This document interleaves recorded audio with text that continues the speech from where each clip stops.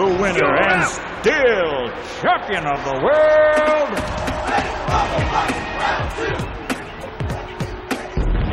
in a world of champions, only one shall prevail. Now, the greatest boxers of all time will compete once again. Are you ready? Let's get ready to rumble!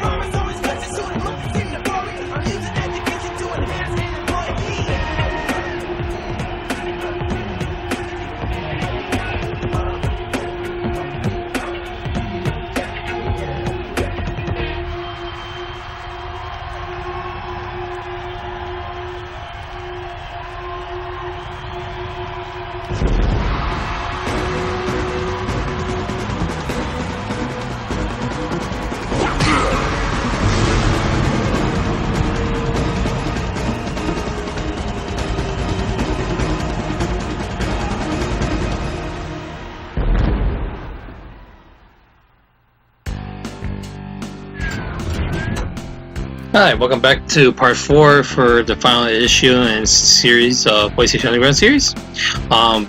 We'll show you the 2 videos of Gran Turismo 3 and Ready to Rumble Boxing 2. Okay, I'm going to show you some cheats first. Alright, one cheat to get the Dynasty Warriors 2 code does not work. For some reason, it does not work. So I didn't bother posting it right there. So we'll show you a sneak peek of Twistima Black.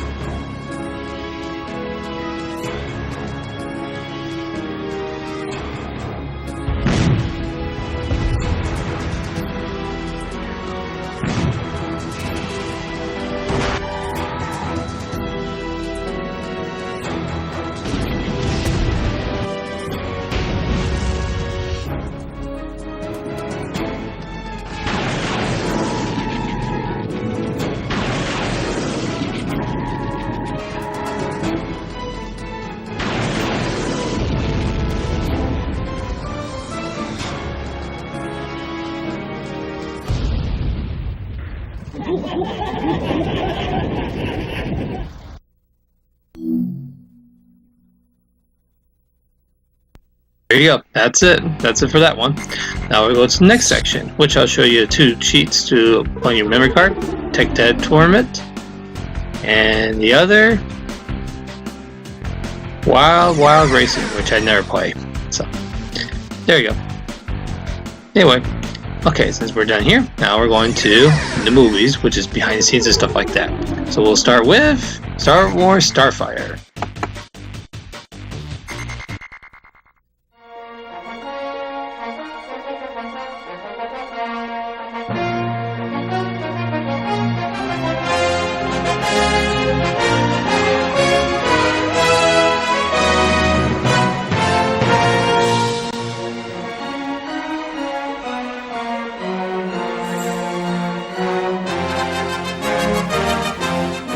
Star Wars movies as we are, you've probably daydreamed once or twice about being part of an epic space battle. Well, thanks to the team at LucasArts, that daydream is now virtually a reality. They've created Starfighter, the flight combat game that lets you star as the pilot of your very own starfighter from Episode 1, The Phantom Menace.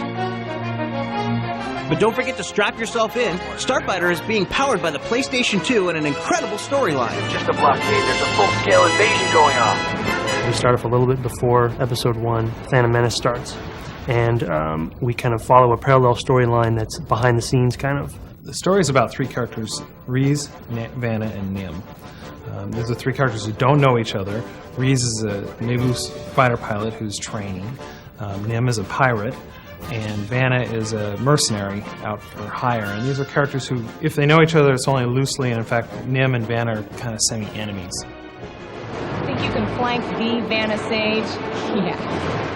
And each of these three characters has been wronged in some way or has been screwed over by the Trade Federation. Midway through the Starfighter game, after you've learned exactly what the Trade Federation has done to tick these guys off, the three characters, Vanna, Reese, and Nim, come together and in concert work to deal a little bit back to the Trade Federation.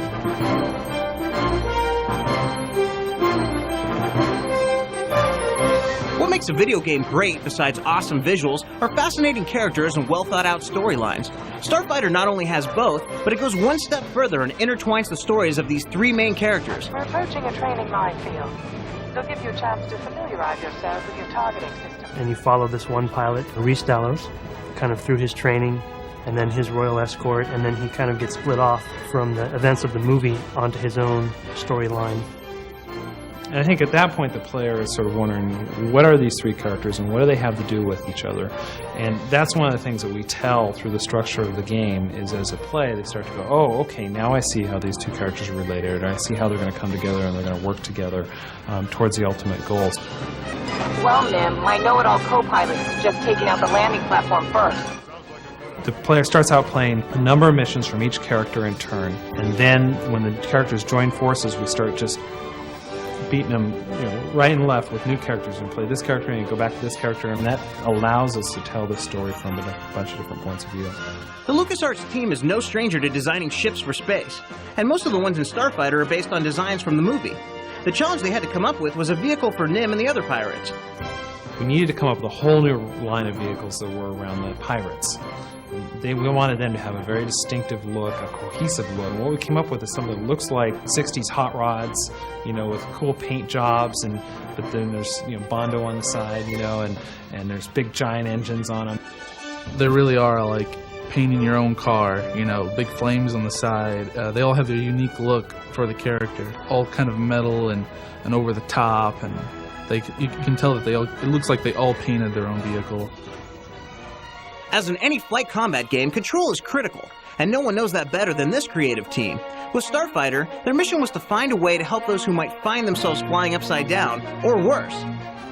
We wanted a game that allowed the player to fly around in any dimension, so if they want to fly up and do a loop or flip over upside down, we wanted to give them complete freedom in the environment. But one of the challenges that creates for some players is they'll get upside down and it's difficult for them to get flipped back around. For Starfighter, we realized we couldn't restrict the player without frustrating the player, but at the same time we wanted to give them the ability to get themselves righted really quickly. So we added some buttons. When you actually push down on the analog controllers and right yourself, you can right yourself with roll and you right yourself in pitch, and so you can get yourself squared up to the terrain and flying forward.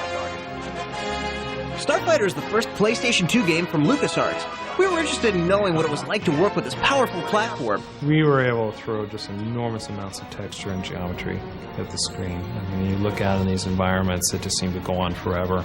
That's just the raw power of the PlayStation. Working with PlayStation 2 was, you don't know the boundaries. I didn't know how far to push it. I'm used to doing like Nintendo games and PlayStation games, and there's those barriers that everybody realizes. So I just kind of keep pushing until the programmers tell me to stop.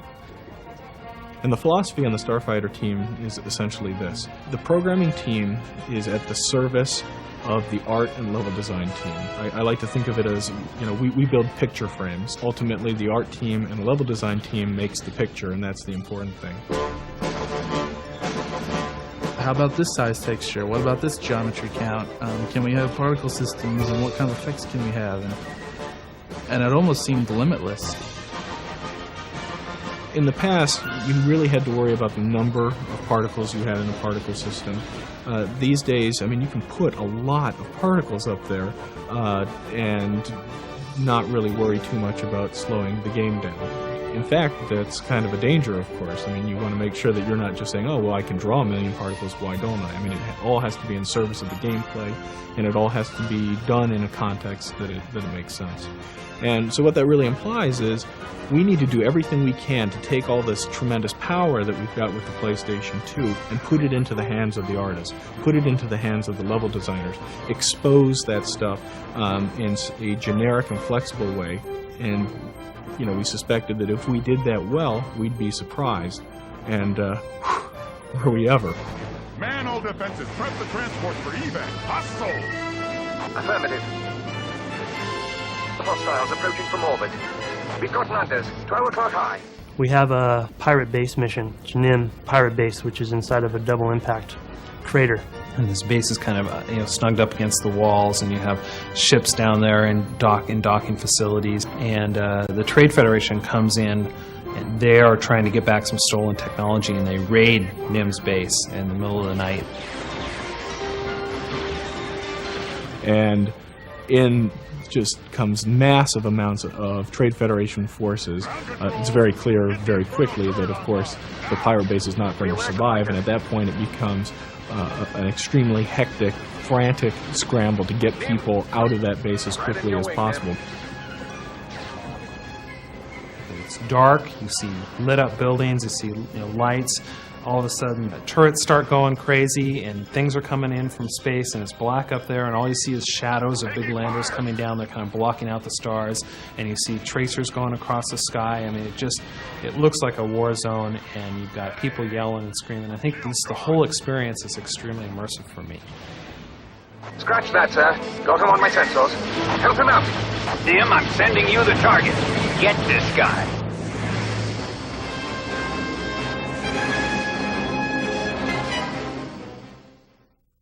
That's how Starfighter is made. So the trailer, cool extra, wants me to show. I am not going to show it because of copyright issues. So anyway, let's go and move on to conclusion with DOA Hardcore. Get ready, fight!